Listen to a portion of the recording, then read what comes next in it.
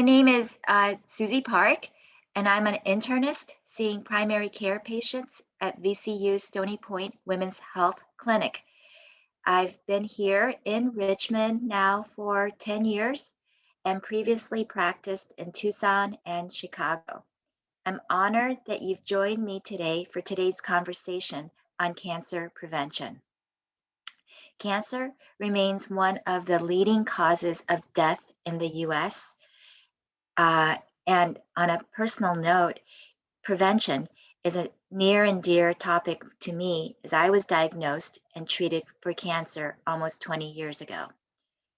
In my practice as a primary care doctor, I value patient education and developing a patient-physician relationship.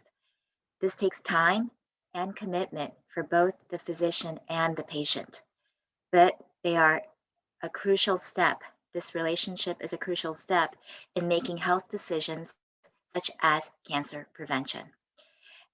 So let's get started.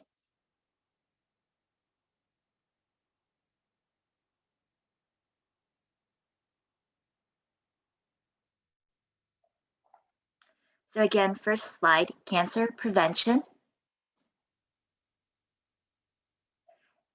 Next. This is an overview slide on where we are in cancer in 2021. So good news, cancer death rate has fallen over the years, and from 1991 to 2018, it's fallen over 30%. This is great news. However, when we look ahead to 2021, we anticipate 1.9 million new cancer diagnoses and 600,000 deaths. Cancer, again, remains second most common cause of death in the US, and this is behind heart disease. Lung, colorectal, breast, and prostate cancer are the most common, making up 4 out of 10 cancer deaths. There is still disparity in cancer. The death rate is much higher for Black versus white people. And a big question for 2021 is what will the effects of COVID-19 be on cancer diagnosis and treatment? For many reasons, especially in the beginning of the pandemic, diagnoses and screening were delayed, and the impact of that is still unknown at this time. Next. There are 3 components of cancer prevention. I like to look at it this way in a pie chart. First being healthy lifestyle, next screening and early detection. Screening and early detection make up the early diagnosis component of cancer prevention, and it is, I think, something that often we forget and only focus on the healthy lifestyle. So let's move on to healthy lifestyle first. There are many components of healthy lifestyle, and just to list them off first, avoid tobacco, physical activity, healthy nutrition, stay lean, avoid radiation, toxins, infections known to cause cancer, and supplements. I have just placed question mark on supplements because many patients ask me that question, what are the supplements that could help prevent cancer? And there are many data that certain supplements will reduce inflammation, whether it be antioxidants, vitamin C, turmeric. They are all shown to reduce inflammation, but there is no data that they reduce cancer. So again, there's always a question on supplements, but at this time, I'm not able to make a recommendation to my patients. Next. There are many health benefits from quitting tobacco use.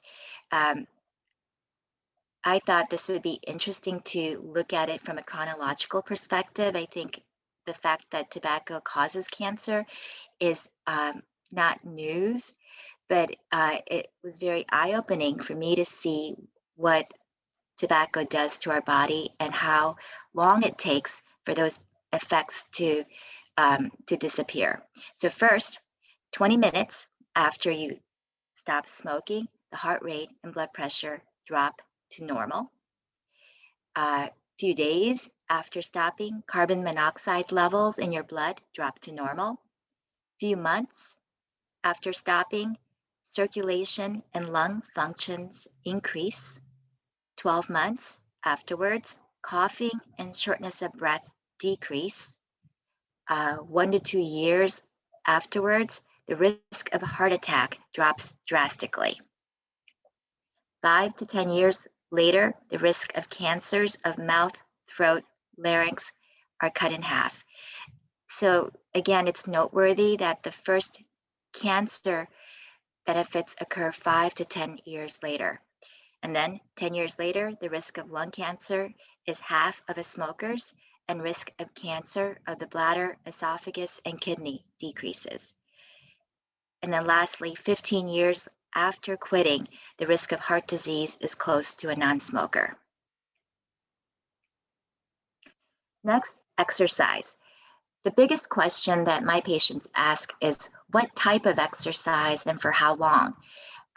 So classically, we think of moderate exercise and vigorous exercise, and I've listed a few of these activities. Moderate exercise would be walking, biking, golfing, mowing the lawn, and the recommendation is 150 to 300 minutes per week. And then for vigorous exercise, running, biking, a sport like soccer, carrying and hauling, and that would be 75 to 150 minutes per week.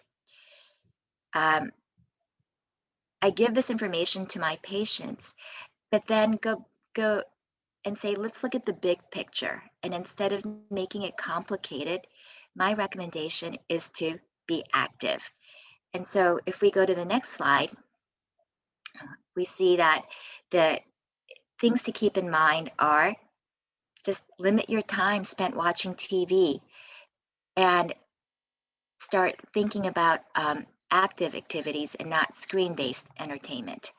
If you can walk or bike to your destination, take an exercise break at work to stretch or take a quick walk, use stairs rather than an elevator, and if possible, wear a pedometer and increase your number of daily steps.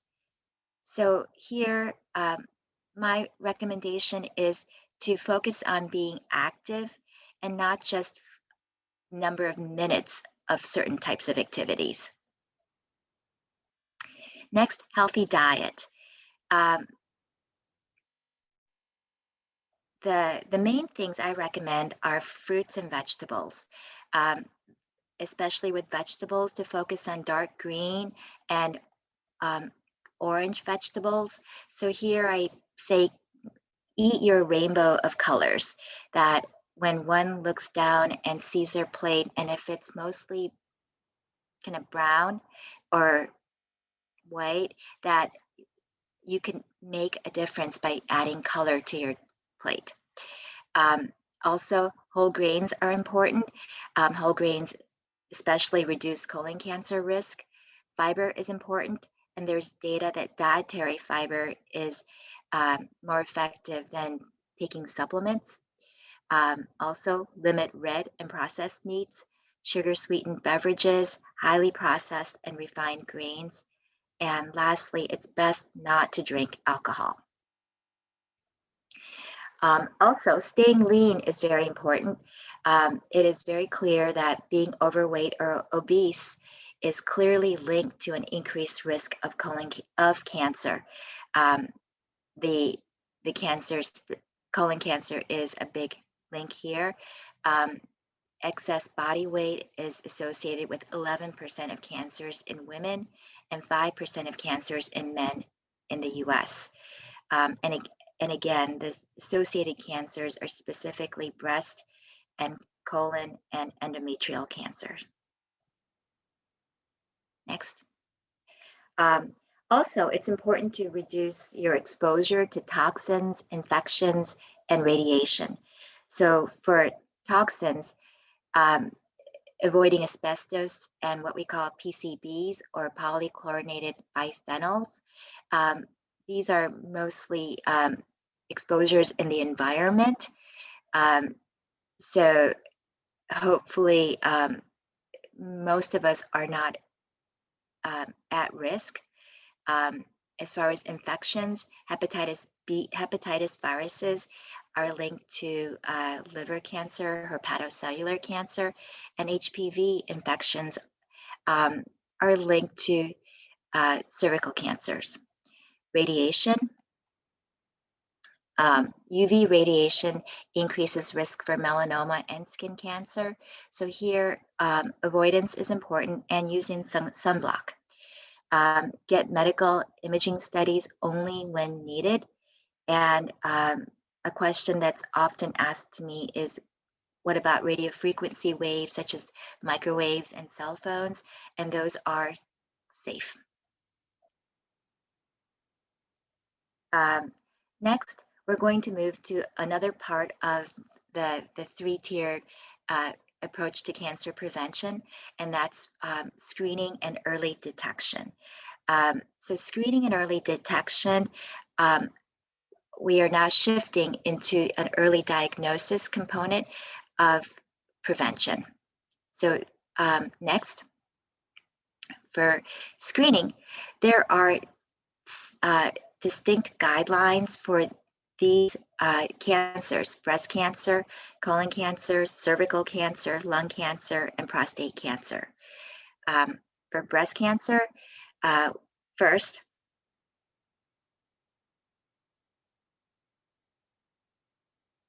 next slide.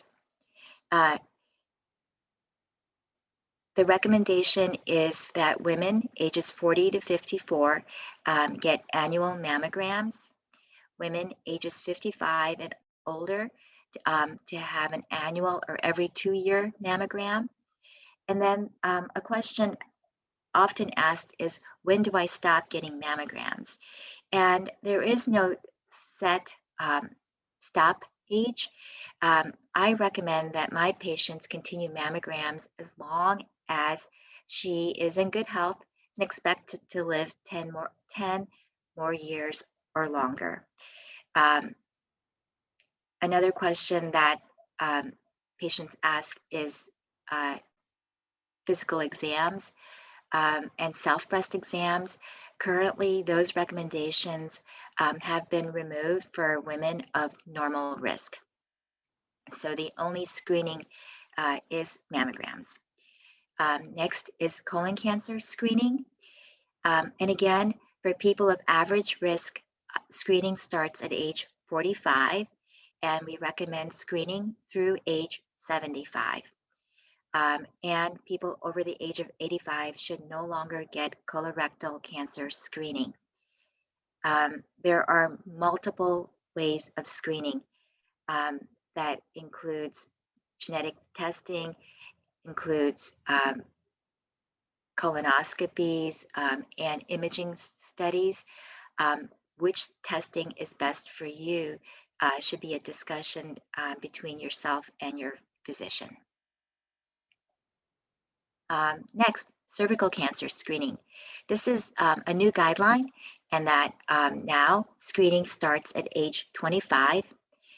Between the ages of 25 and 65, the primary HPV test every 5 years is the goal.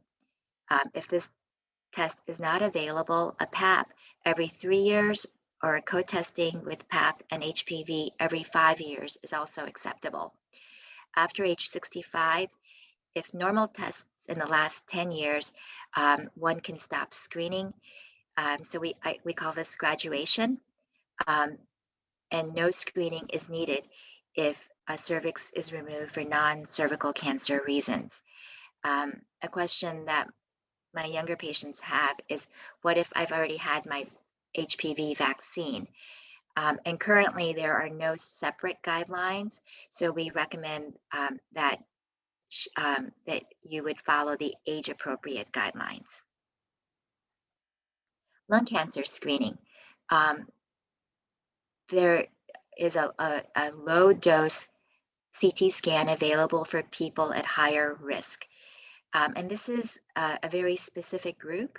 So, a higher risk category is if you are ages 55 to 75 in good health, currently smoke or quit within the past 15 years, and have at least a 30 pack year history.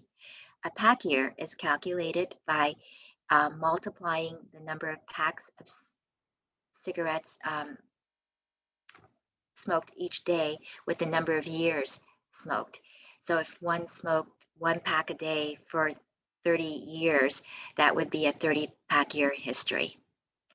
Um, so if you smoke or recently quit, discuss screening with your doctor.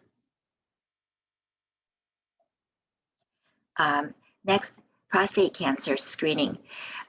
There is some controversy about if prostate cancer screening should be done. I believe that men need to make an informed decision and should have a conversation about screening options with their doctor. Age 45 to 50 is the start age, depending on risk factors. If African American or have a father or brother with prostate cancer diagnosed before the age of 65, um, screening conversations should start at age 45. The screening options are a PSA test and a rectal exam. Um, Next is the last component of cancer prevention is early detection. This is a really important part that I think doesn't get enough attention. At this time, we we know that 1 in 3 people will have a cancer diagnosis in their lifetime. So early detection allows cancer to be diagnosed early, which improves survival. An early diagnosis also means that there will be less problems associated with treatment and that there will be a lower cost of care. So, again, early detection is important. Um, what does that mean? How does one make an early detection? And this is where the responsibility is on each of us as patients, that we are um, aware of certain um, symptoms to look for. In the next slide, we see the mnemonic caution, um, which the American Cancer Society created. And caution is just one mnemonic, but I think it's valuable for helping think through the symptoms to be on the lookout for. I always say caution. Just because one has these symptoms, it does not mean that you have cancer, but that you should seek your doctor to look for a diagnosis or an explanation. So again, to go through the different symptoms. C is for change in bowel or bladder habits. A for a sore that does not heal, an unusual bleeding or drainage. T for thickening or a lump in the breast or anywhere. I for indigestion or swallowing difficulties. O for an obvious change in a wart or a mole. And N for nagging, persistent cough or hoarseness. So again, a change in bowel or bladder habits, a sore that does not heal, bleeding of any type or drainage, a thickening or a lump, indigestion, and change in a wart or a mole, and a nagging persistent cough or hoarseness. So if you are to see these symptoms, seek medical care, knowing that this may not be cancer, but that it would be worthwhile to get a good evaluation. Um, so, in conclusion, what are the components of cancer prevention? One, healthy lifestyle. Key points: don't smoke, stay active, eat your colors, stay lean. Screening. There are very well-established screening protocols. Please talk to your doctor about the best screening tests for you. And then early detection. If you see caution signs, seek care. We have made tremendous headways in cancer diagnosis and treatment. Currently, there are 16.9 million survivors of cancer. So we've done a great job. And I recommend that each of you be aware and practice good, healthy lifestyle. Thank you very much.